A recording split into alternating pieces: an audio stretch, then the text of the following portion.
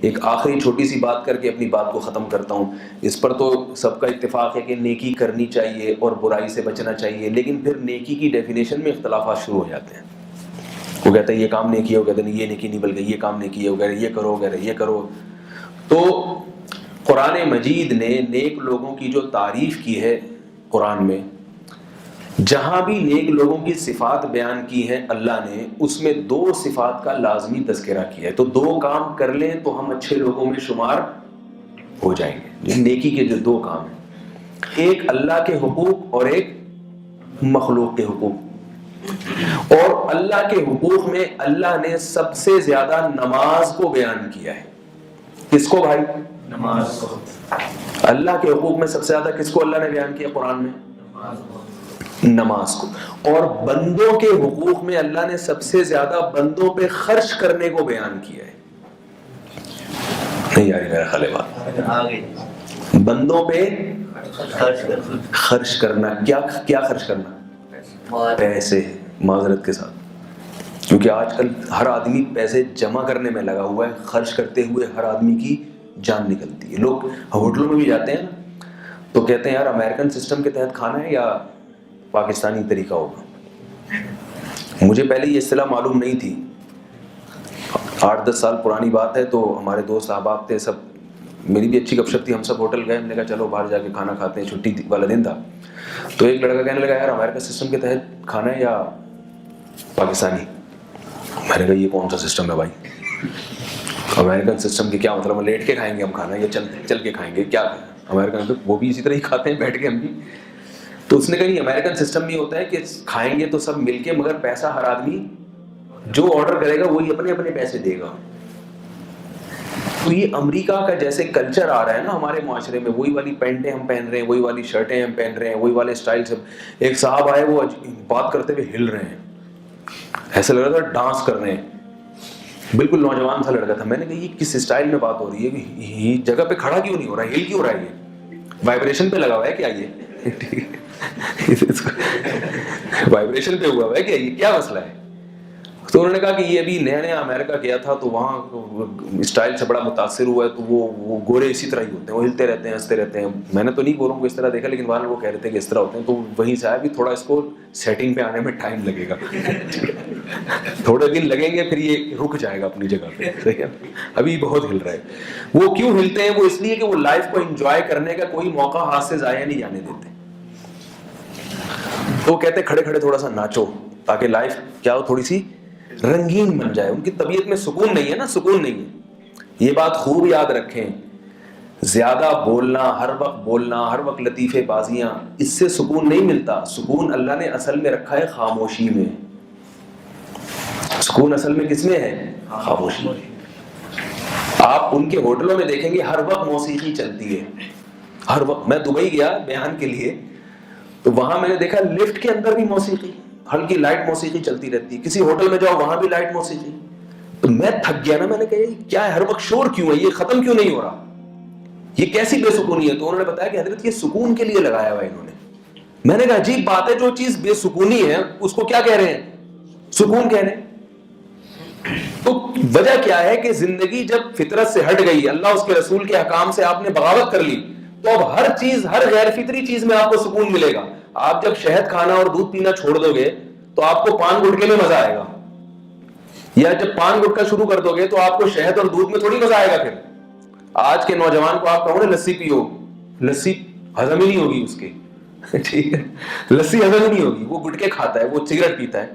تو جب آپ کی زندگی نیچرل نہیں رہتی, تو جیسے آپ کی زندگی نیچرل نہیں ہے, تو آپ کو پھر غیر ایسی خوراکیں کھانی پڑیں گی جو انسان کی فطرت نہیں ہے. ہیروئن میں آپ کو مزہ آئے گا, چرس میں آپ کو مزہ آئے گا.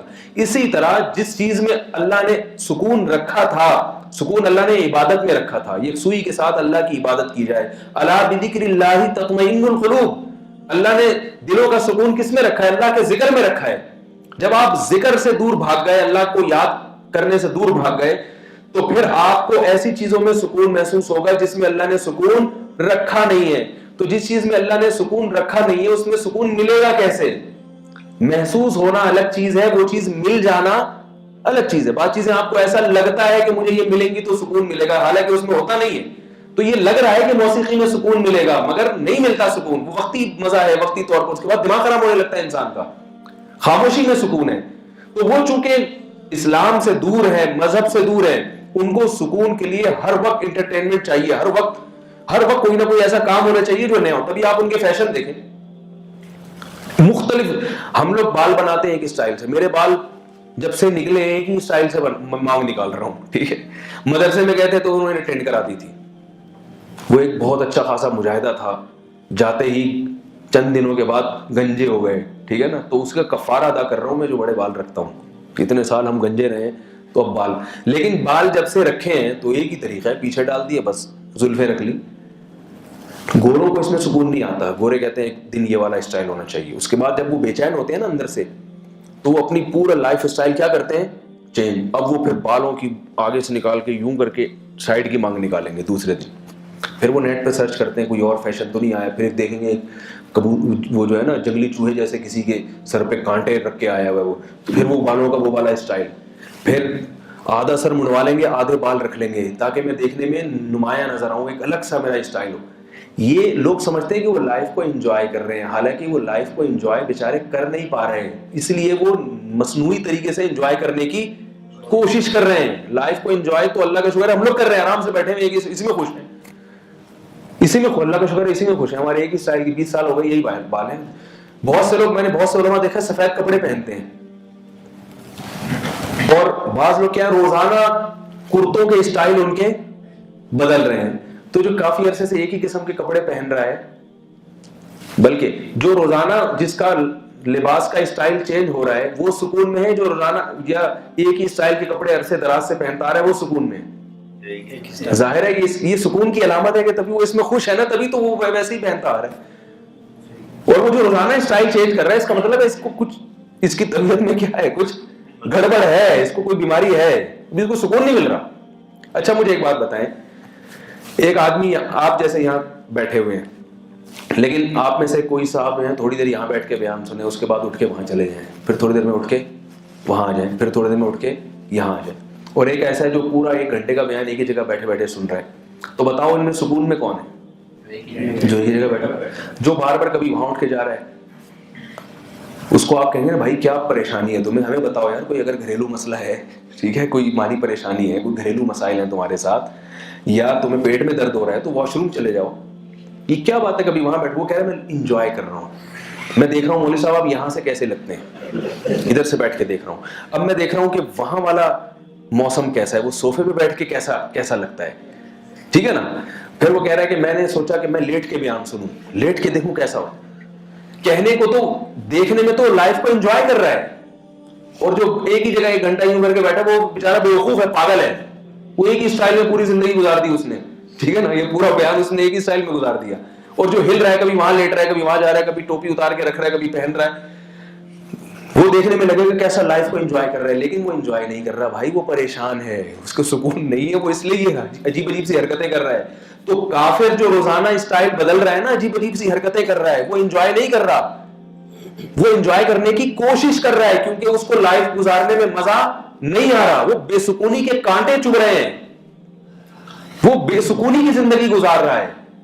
اگر وہ اللہ کی یاد پہ آتا، عبادت پہ آتا، صبح صبح قربانی دے کے اٹھتا، اور سردیوں کے موسم میں وضو کر کے اللہ کے سامنے ہاتھ باندھ کے کھڑا ہوتا، اور اللہ کے کلام کو سنتا، تو اللہ کے احکامات کو سنتا، پھر والدین کے حقوق سنتا، بیوی بچوں کے حقوق سنتا، پھر یہ دیکھتا کیا حلال ہے کیا حرام ہے، جنت کیا ہوتی ہے جہنم کیا ہوتی ہے، ایک مہذب زندگی گزارتا، صفائی ستھرائی کے احکام سیکھتا، مہذب زندگی جس کو اللہ اس کے رسول نے مہذب زندگی کہا ہے، تو اس کی طبیعت میں کیا پیدا ہو جاتا، سکون. پھر اسے سکون کے لیے نہ ہیروئن پینے کی ضرورت، نہ ڈرگس لینے کی ضرورت، نہ شراب پینے کی ضرورت، اور نہ گانے اور موسیقی سننے کی اس کو ضرورت رہتی. یہ ساری چیزیں وہ اس لیے ہے کہ ان کی طبیعت میں سکون نہیں ہے. علماء اور بزرگوں کو ان چیزوں کے بغیر ہی اللہ خوش رکھتے ہیں.